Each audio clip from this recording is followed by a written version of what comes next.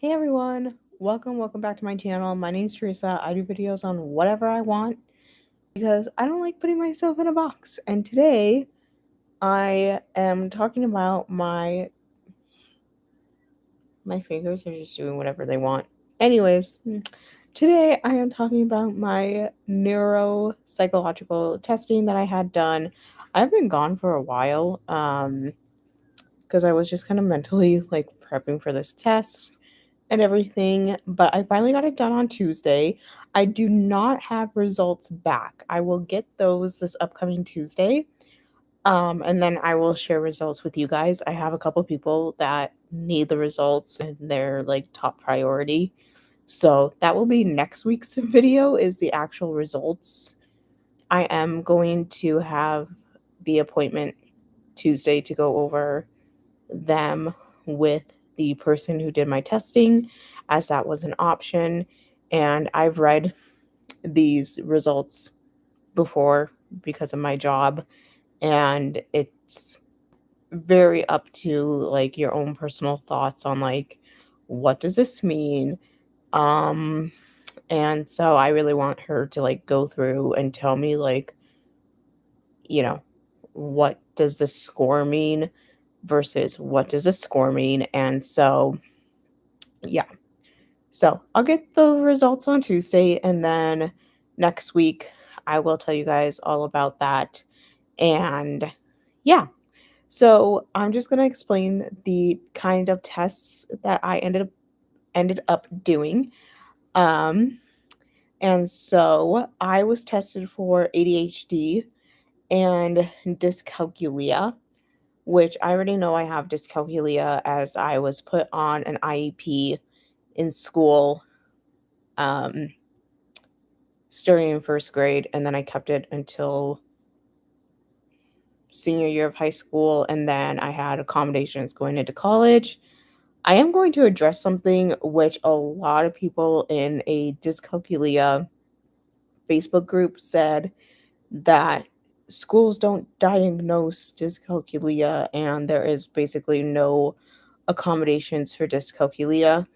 That is wrong. You can go look at my previous videos. I have a lot of videos talking about my dyscalculia and school like journey and stuff like that. And literally growing up in the 2000s, like schools were diagnosing it, but it was not diagnosed as dyscalculia. It was diagnosed as specific learning disability. And there were accommodations for that in school. So just FYI on that. But let's get into a lot of the testings that I did, because a lot of the testings I did in school for my disability was the same testing that I did um, for this. So the very first testing was actually for ADHD, and that was the spacebar test. So you have a computer in front of you, and letters would pop up um, on the screen, but the letter X would pop up, and you were not supposed to hit the spacebar for the letter X. I totally did not do well on that. Now, these tests are just supposed to be testing your ability and comparing you to your peers. And I have feelings about that. But anywho, so you're not supposed to hit the space bar when the letter X pops up on the screen. And I can probably count on one hand the number of times that I did not hit the space bar on the letter X. So that was not my best attempt at that. And what I realized I was doing was, here's me, here's obviously my computer that I'm live streaming from, and then the lady was actually in the back. And what I realized I was doing, and this is totally like inattentive ADHD, was she would be in the back like gathering her papers or doing whatever, and from like peripheral vision, I would be watching what she was doing. And I really think like that's my ADHD right there. Instead of like your typical ADHD. I would watch what she's doing. She would have to step out of the room and be like, I'll be right back. And I realize I do this like at work is I am very in tune to like my surroundings.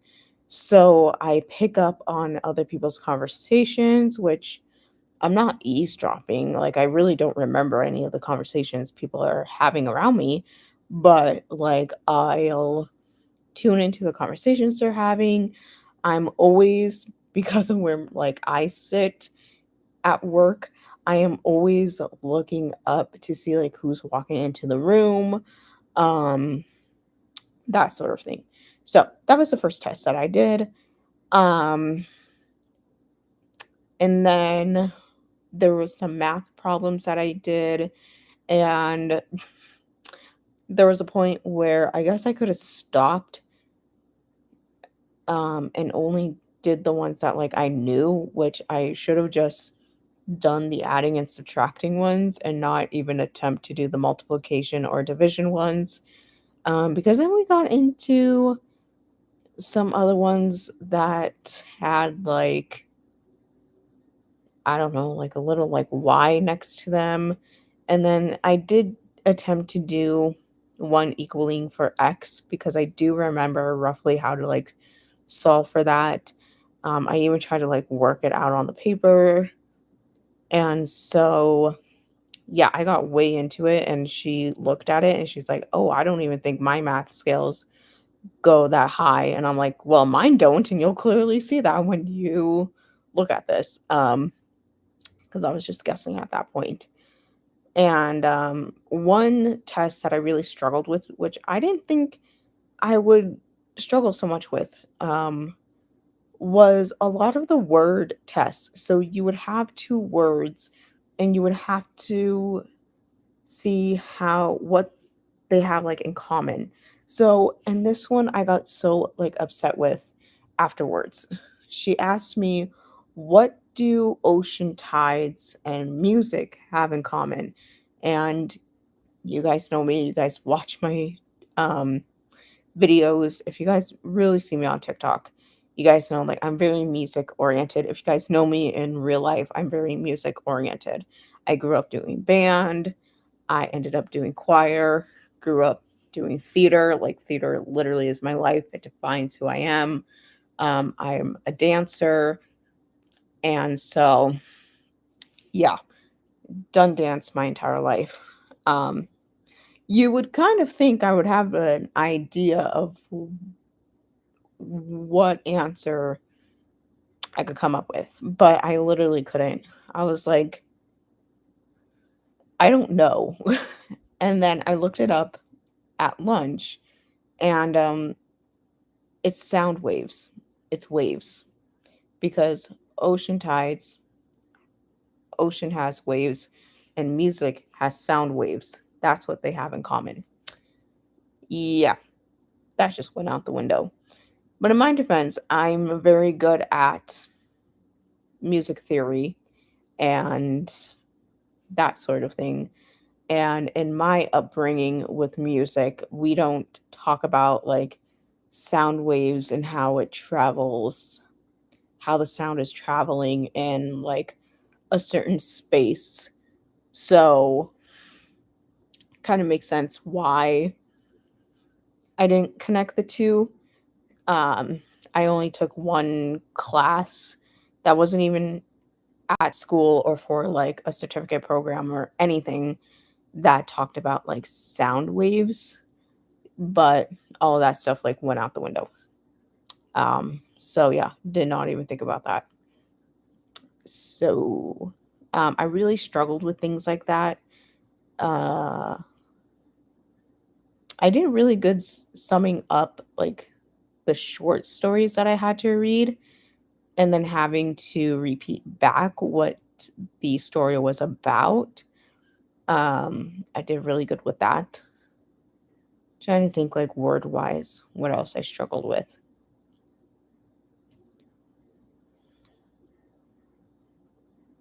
there was a part too where I had to like write down like sentences and only use like the words that were there on the side. Uh, and I could add things, I could take away things. And I think I did really good with that. Another number thing that I really struggled with, like right at the beginning, it was actually right after that spacebar test, was repeating numbers back to her. And this totally makes sense for the dyscalculia because huge numbers, like if they're not like chunked up together, like broken down, I have a really hard time remembering what you just said. So she would say a huge long number and then tell me that to repeat the last four numbers of what she just said or the last three numbers of what she just said. And I would just like add numbers that weren't even there. And I could tell she was like really confused because she kept like making a face. And I was like, well, thank you. I would like you to not be making a face right now, but that's okay. Um, so that was something I struggled with a lot. Um, and that totally makes sense because I know like if somebody like at work, this doesn't happen very often, at work is telling me to call somebody back and they're giving me a number to call back and it doesn't have like a combination that I can remember in my head that's very similar, like 1716, or that's not really a combination, but like 1717 or 1155, then it goes out the window, you know? Um, so that was something I really struggled with right at the beginning. Um, trying to think what else I really struggled with. But yeah, it was kind of really hard. And it's so interesting because, in your 20s, you really kind of just struggle through life. And I got the book called The Let Them Theory because I saw on TikTok the theory of like why so many people in their 20s like really struggle. Sorry guys, I'm filming this at like 5:30 where excuse me, people are up. I guess somebody's honking a horn, I don't know. And anyways, the author explains, one of the reasoning for this is a theory called the great scattering. And it's because when you're in your 20s, this is the first time in your life where you're not all together as a group in your 20s, right? Because throughout your schooling, you are supposed to be measuring up to your peers and where they are at in academics and in life. And right at the beginning of my testing, she said, this is to compare you to where you are at with other 20-year-olds. And this is so weird because when she said that, that's what I remembered. And then looking at a lot of the math problems, I was like, ugh, bringing myself down because I'm like, most 20-some-year-olds should know how to do this. I know that most 20-some-year-olds know off the back of their hand what 4 times 4 is or what like 8 times 5 is, Um, and it was just kind of like annoying. But I focused on that theory and I had a whole conversation with my supervisor at work about this before even doing this testing. And this is kind of the conversation we had about like being in your 20s and being lost and the whole comparison game of you don't feel like you're where you're supposed to be at in life. And so I then literally went into her office because I had to talk about some other stuff yesterday. And I talked about like how I didn't feel good about this testing and like what went on. And she was just being like really supportive about it. And she's like, so, like, this is just to, see what your abilities are at, which she told me before I even did the testing, and to see what you can do, you know? And she was like, don't sweat it. We are going to get these results. And when you do, like, come talk to me. Like, I want to see them. And I was like, okay, like, I will barge into your office and be like, hey, I have answers to this. Um, and so we literally looked up too, like, what each test had meant. So, really, what was the spacebar test looking for, which was impulsivity and ADHD? And she guessed it off the top of her head and she was so proud of herself. I'm like, hell yeah, girl, like, get it. Um, and so she's like, after reading that, because we did before testing talk about if I have ADHD, and she's like, I don't think you have ADHD, which a lot of people say that um, about me.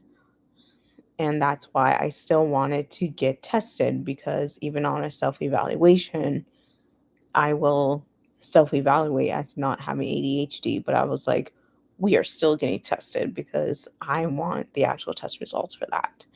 Um, and so yeah, yesterday she was like, "Yeah, you probably have ADHD because who doesn't?" And I'm like, "Facts." Um, but no, she was super supportive and she's like, "We're going to find out like these results and yeah, like come tell me about it, you know, come share your results with me and like, you know, we'll have a conversation about it and live our best lives." And I was like, "Okay, cool." So she's been a really, really great support in all this. So doubt that she's watching, but shout out to my supervisor if she's watching. Um, Having her support like through all of this because it has nothing to do with work to a degree. I mean, because of what we do, of I mean, I guess I can give a synopsis, I guess. Is that the word I want to use here? Taking care of people, adults with disabilities, um, kind of blends into what we do. But because of what we do, lost my train of thought.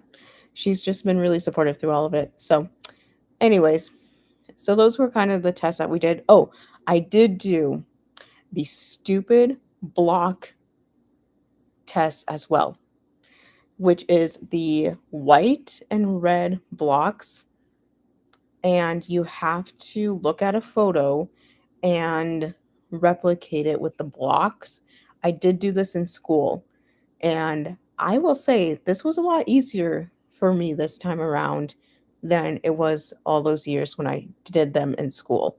However, as soon as she added blocks, like more blocks to it, it was a lot harder. I think it was like four across, and I want to say like four down, maybe that I was trying to replicate. Kind of like a flag photo, I remember. That was really hard. Um, and I that again is like a perception thing, and that very much goes with the dyscalculia. So I'm glad that my Lego building skills have paid off finally in life. Um, so anyways, so that did come into play as well. And as soon as the lady who was testing me, as soon as she like rolled out those blocks, well, first I saw them in the corner, and I was like, I hate those things. But as soon as she pulled out those blocks, I knew exactly what was about to happen, and I told her, like, I hate these blocks. um, and at that last one, it was the last one that I struggled with. I was about to throw them because I was over it. But I got pretty far. I was pretty proud of myself. I got pretty far on that test.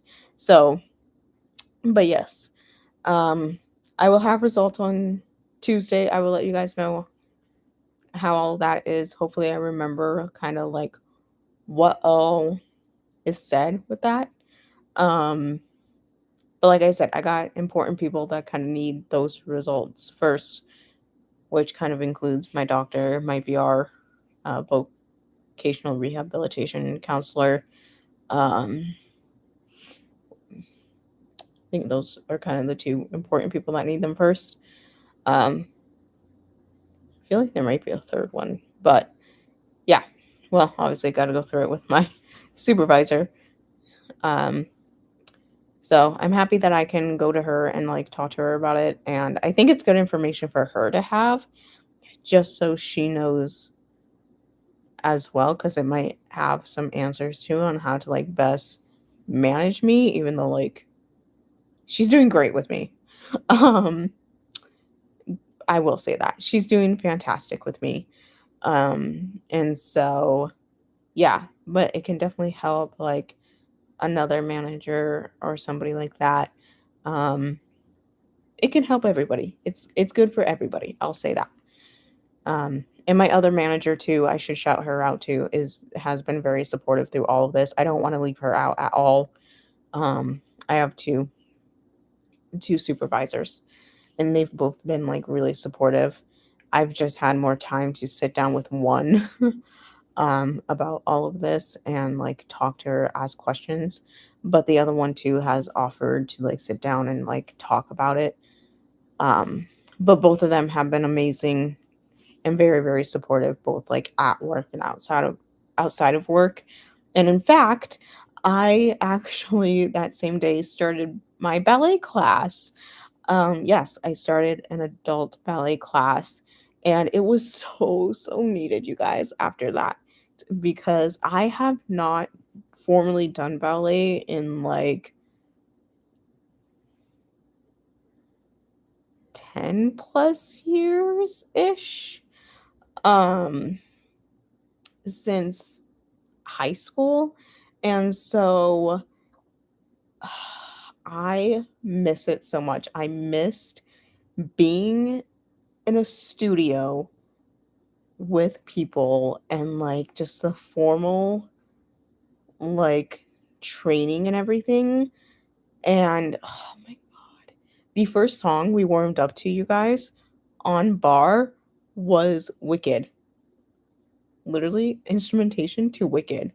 And it was No One Mourns the Wicked. And I was like, I like this teacher already, you guys. Um, but I got really good feedback from my teacher.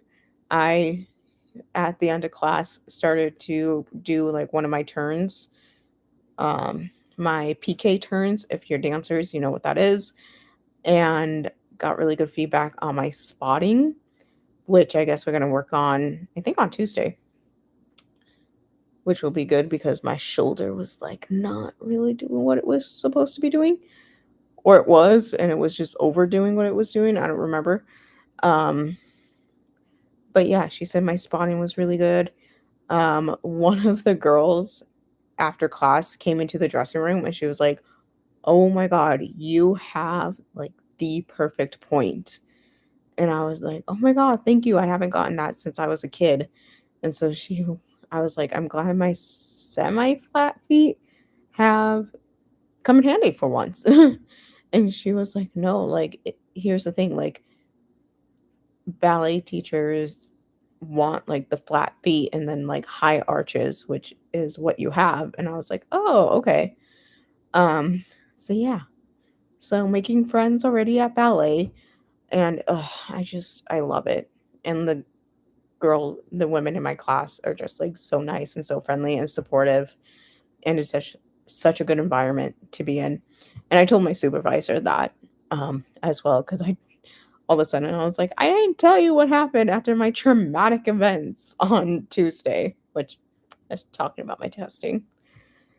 And she like got so excited for me afterwards and was asking questions about it, and like That's the kind of supervisor you want, you guys. I could do, like, a whole separate video of, like, an actual supportive supervisor because I've had really, really bad ones in the past, but we'll keep that off the internet so I don't lose my job, you know? Anywho, that is it, you guys. I will be back next week with those results. If you guys like this video, please give it a big thumbs up. Hit subscribe down below. I post every single weekend. Hit the bell for notifications. I did that out of order. Um, yeah, I gotta decide what I want for dinner right now. And so, yeah, I will see you guys soon. And it's the 6th already. You guys, my birthday is in 4 weeks. Still need to figure out what I'm doing for cupcakes or a cake, but it's going to be Taylor Swift themed. I know that much. So, anyways, I hope you guys are all doing well. Thank you so much for your guys' support, and I will see you soon. Okay, bye.